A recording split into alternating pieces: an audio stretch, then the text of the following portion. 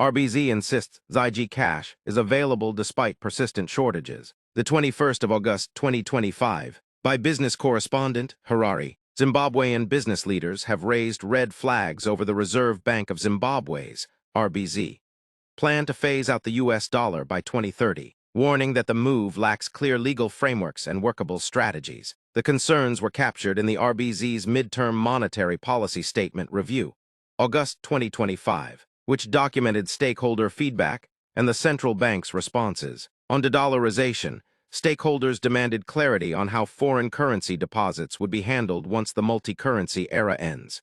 In response, the RBZ said, USD-denominated contracts remain valid. Interest rates also came under fire, with businesses warning that the current 35% policy rate makes loans unaffordable and raises operational costs. But the RBZ defended the rate, saying it is based on inflation trends and in line with other emerging markets. While the Targeted Finance Facility, TFF, was welcomed, stakeholders pushed for its expansion to cover supply chain firms and to improve long-term financing options. The RBZ downplayed the concerns, saying, because the market is currently in surplus, companies can fund their requirements without this facility, while conceding the need for value chain financing. Other issues raised included currency discrimination by mobile money operators, high bank charges that squeeze both businesses and individuals, persistent shortages of ZiG cash, despite official assurances. On the ZiG, the RBZ insisted, ZiG cash is available at banks.